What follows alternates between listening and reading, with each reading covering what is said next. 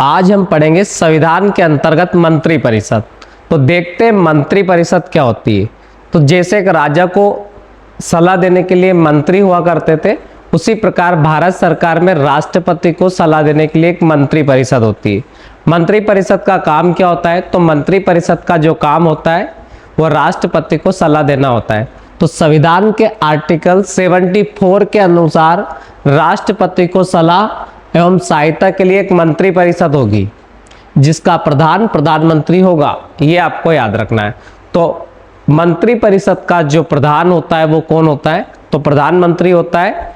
और सलाह किसको देती है? तो राष्ट्रपति को देती है। राष्ट्रपति अपने कृत्यों का निर्वहन मंत्री परिषद के द्वारा दी गई ऐसी सलाह के अनुसार करता है। कहने का मतलब जो राष्ट्रपति होता है वो देश का प्रथम नागरिक होता है, और जो देश का प्रमुख होता है वो राष्ट्रपति ही होता है। औपचारिकता के तौर पर अगर देखा जाए तो राष्ट्रपति प्रमुख होता है। वैसे प्रधानमंत्री बोलते हैं, प्रधानमंत्री ही होता है जो काम करने का सारा काम करते हैं वो प्रधानमंत्री ही करते हैं। पर अगर अपन ऑफिशियल लेवल से देखा जाए तो राष्ट्रपति भारत का प्रमुख होता है, और राष्ट्रपति को सलाह देने के लिए एक मंत्री परिषद होती है। मंत्री परिषद का जो प्रमुख होता है वो प्रधानमंत्री होता है। ठीक है, अब आगे देखते हैं। अब परंतु यहाँ पे दे रखा है कि राष्ट्रपति मंत्री परिषद की सलाह पर पुनर्विचार की अपेक्षा कर सकता है। दूसरा है परंतु पुनर्विचार के पश्चात दी गई सलाह को मानने के लिए बाध्य होगा, और सलाह को न्यायालय में प्रश्नगत नहीं रखा जा सकता। ये तीन चीज आपको मेन फोकस पे याद रखनी है। पहला दे रखा है आप लोगों को कि राष्ट्रपति मंत्री परिषद के द्वारा दी गई सलाह को पुनर्विचार के लिए अपेक्षा कर सकता है। दूसरा पॉइंट दे रखा है कि पुनर्विचार के पश्चात दी गई सलाह को मानने के लिए बाध्यकारी होगा। तीसरा है कि मंत्री परिषद के द्वारा जो सलाह दी गई है उसको न्यायालय में नहीं रखा जा सकता। कहने का मतलब है कि राष्ट्रपति किसके आधार पर काम करेगा? तो मंत्री परिषद की सलाह के आधार पर करेगा। अब अगर मंत्री परिषद ने राष्ट्रपति को कोई सलाह दी है तो राष्ट्रपति ये उम्मीद कर सकता है कि मंत्री परिषद उस सलाह पर पुनर्विचार कर सके, मतलब उस पर बदलाव कर सके। अब अगर बदलाव नहीं किया है या बदलाव करने के बाद मंत्री परिषद के द्वारा जो दी गई सलाह होगा उसको मानने के लिए रिस्पॉन्सिबल होगा, उसको मानने के लिए बाध्यकारी होता है राष्ट्रपति। तीसरे पॉइंट पर आए तो तीसरा पॉइंट ये कहता है कि मंत्री परिषद के द्वारा जो सलाह दी गई है उसको आप न्यायालय में प्रश्नगत नहीं रख सकते। कहने का मतलब है कि उसको न्यायालय में नहीं ले जा सकते कि जो मंत्री परिषद के द्वारा जो दी गई सलाह थी वो गलत थी, उसकी वजह से ये लॉस हुआ है। तो ऐसी सलाह को न्यायालय में नहीं रखा जा सकता, ये आपको याद रखना है। तो ये हमने पढ़ा आर्टिकल 74 के अंतर्गत मंत्री परिषद। मंत्री परिषद का मुख्य काम क्या है? तो राष्ट्रपति को सलाह देना। राष्ट्रपति अपने कृत्यों का निर्वहन कैसे करता है? तो राष्ट्रपति अपने कृत्यों का निर्वहन करता है मंत्री परिषद की सलाह के अनुसार।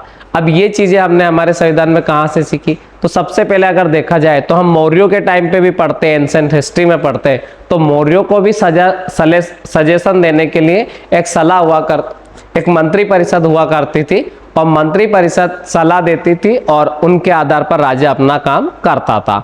जितनी अच्छी मंत्री परिषद है उतना अच्छा शासक होगा और उतने अच्छे से शासन करेगा, ये आपको याद रखना है। वैसे अगर हम गुलाम वंश में चले तो गुलाम वंश में भी एक दल चालीसा हुआ करता था, जिसका गठन इल्तुतमिश ने करा था।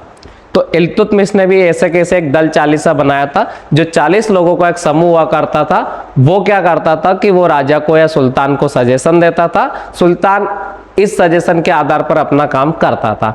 भारत सरकार के अंतर्गत भी ऐसी मंत्री परिषद होती है, और मंत्री परिषद के आधार पर हमारा प्रधानमंत्री हो या फिर स्टेट में अगर देखें तो मुख्यमंत्री हो, वो मंत्री परिषद की सलाह के आधार पर काम करता है। ये याद रखना आपको, ठीक है।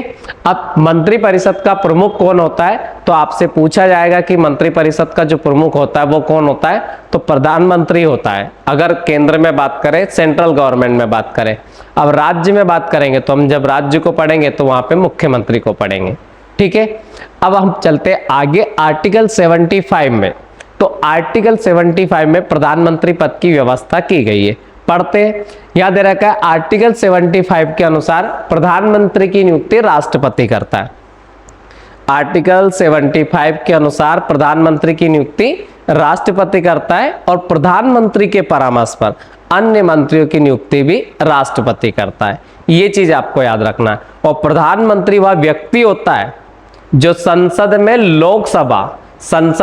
लोकसभा के बहुमत दल का नेता होता है। अब इस चीज को समझते हैं। सबसे पहले अगर अपन बात करें तो कि राष्ट्रपति किस किस की नियुक्ति करता है, तो मैंने कहा कि प्रधानमंत्री की नियुक्ति कौन करता है, तो राष्ट्रपति करता है। उसके बाद में मंत्रियों की नियुक्ति करता है कौन, तो मंत्रियों की नियुक्ति भी कौन करता है, राष्ट्रपति। प्रधानमंत्री और मंत्रियों की नियुक्ति कौन करता है, राष्ट्रपति। अब प्रधानमंत्री कौन होता है, तो प्रधानमंत्री जो होता है वो लोकसभा में, मैंने संसद बोला है पर संसद के बाद आपको याद रखना है मैंने लोकसभा भी बोला है। यहाँ पे राज्यसभा के बहुमत दल का नेता नहीं चलेगा, लोकसभा में बहुमत दल का नेता होना जरूरी है। चाहे बंदा जो प्रधानमंत्री हो वो राज्यसभा से हो सकता है, पर जो लोकसभा में बहुमत जिस पार्टी का है उसी पार्टी का प्रधानमंत्री बनेगा। ये आपको याद रखना है। चाहे प्रधानमंत्री राज्यसभा से हो सकता है, चाहे लोकसभा से भी हो सकता है, पर बहुमत होना चाहिए लोकसभा में, क्योंकि राज्यसभा तो एक स्थायी सदन है, लोकसभा एक अस्थायी सदन है। तो लोकसभा से में जिसके पास सबसे ज्यादा सीटें होगी, जो सबसे बड़ी पार्टी होगी, उसी पार्टी का प्रधानमंत्री बनता है। प्रधानमंत्री किसी भी सदन का हो सकता है, चाहे वो लोकसभा का हो चाहे राज्यसभा का हो। जैसे अभी हम बात करें नरेंद्र मोदी की, तो ये लोकसभा से सांसद है, अभी वाराणसी से ये। पहले मनमोहन सिंह की बात करें तो मनमोहन सिंह जब सांसद थे तो वो राज्यसभा से सांसद थे। तो प्रधानमंत्री किसी भी दल से मतलब किसी भी सदन से बन सकता है, चाहे लोकसभा हो चाहे राज्यसभा हो, पर उसकी पार्टी को बहुमत होना चाहिए लोकसभा में।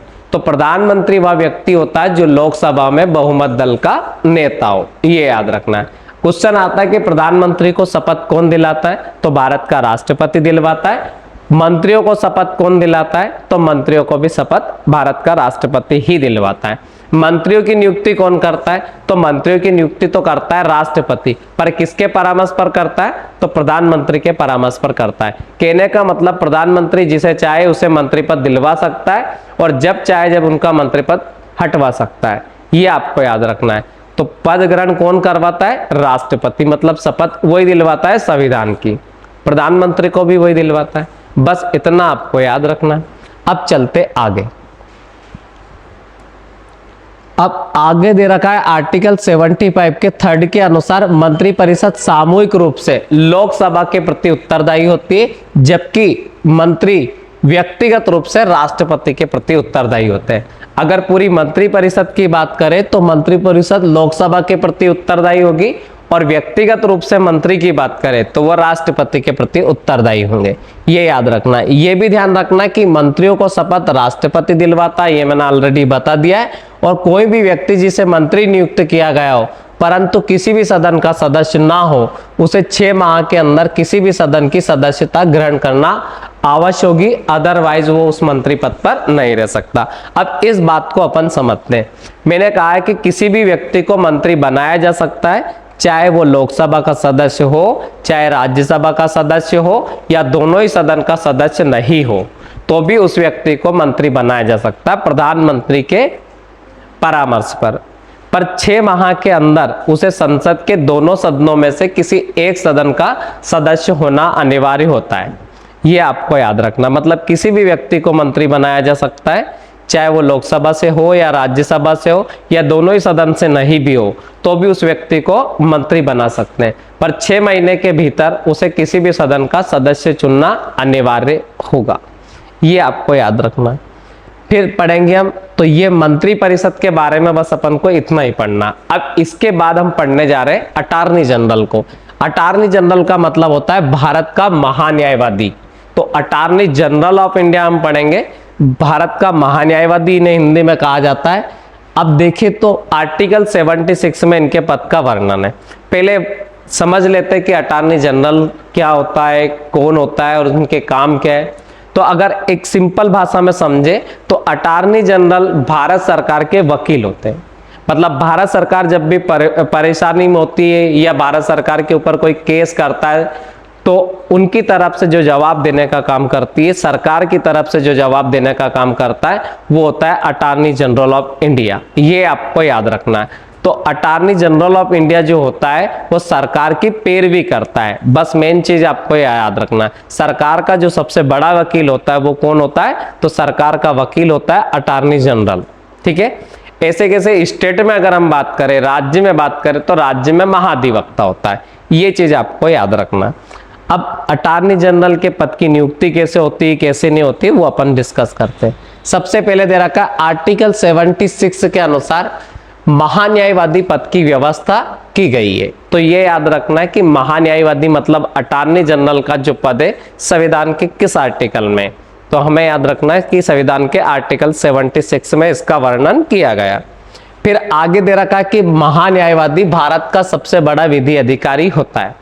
तो भारत का सबसे बड़ा विधि अधिकारी कौन होता है, तो अटॉर्नी जनरल ऑफ इंडिया होता है। ये आपको याद रखना है। विधि अधिकारी मतलब कानून में सबसे बड़ा बंदा जिसे विधि अधिकारी के रूप में जाना जाता है, उसे अपन अटॉर्नी जनरल ऑफ इंडिया कहते हैं। संविधान के अनुसार महान्यायवादी की नियुक्ति राष्ट्रपति के द्वारा की जाती है, परंतु मंत्री परिषद के परामर्श पर करता है।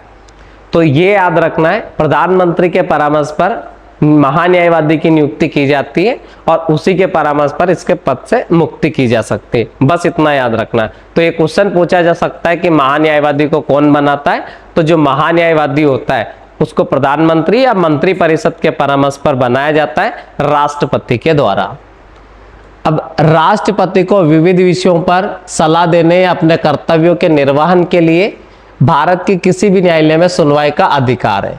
तो ये बंदा किसी भी न्यायालय में सुनवाई कर सकता है, ये चीज भी आपको याद रखना है।